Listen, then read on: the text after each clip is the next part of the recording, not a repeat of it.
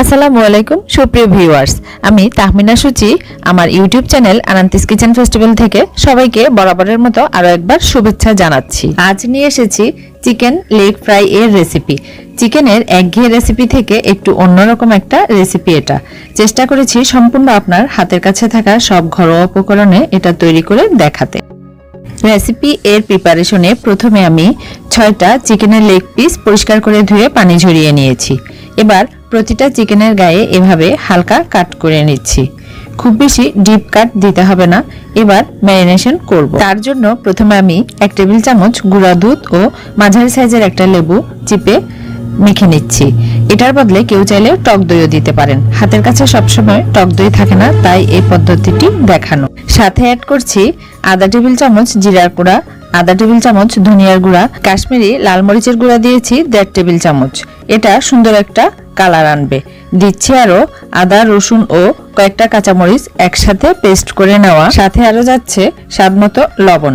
রেসিপিটা স্পাইসি খেতে বেশ ভালো লাগে, তাই ঝালটা আপনার পছন্দ মতো দিয়ে নেবেন। আরো যাচ্ছে বাইন্ডিং এর জন্য 2 টেবিল চামচ ময়দা ও 2 টেবিল চামচ কর্নফ্লাওয়ার। সবশেষে দিচ্ছি একটা ডিম ভেঙে। এবারে ভালোভাবে মেখে নেব যেন চিকেনের কাটা গায়ে সহ মশলা সবখানে যায়। এক্ষেত্রে গ্রেভিটা বেশি টাইট মনে হলে 1 টেবিল চামচ পানি দিয়ে ভালোভাবে মেখে নিতে হবে।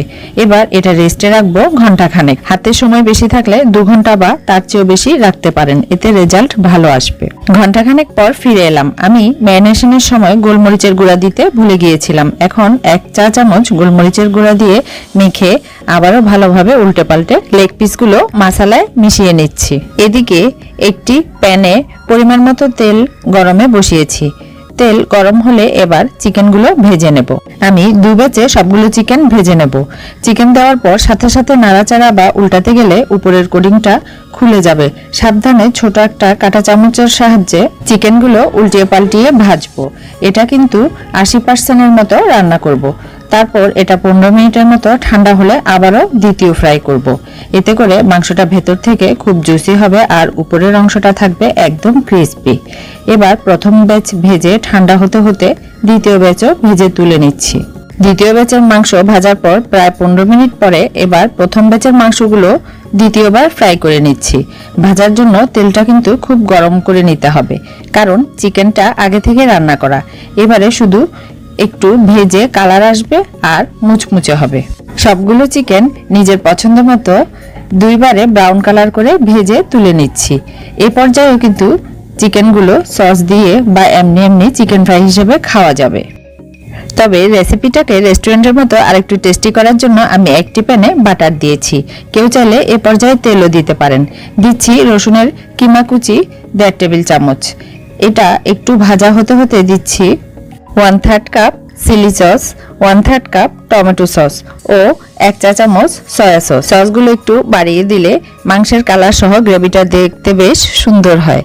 তবে এক্ষেত্রে লবণের ব্যাপারটাও খেয়াল রাখতে হবে। একটু নেড়ে সামান্য পানি দিয়ে পুরো সসটা আরো একটু ভালোভাবে মিশিয়ে মাংসগুলো দিয়ে দিচ্ছি।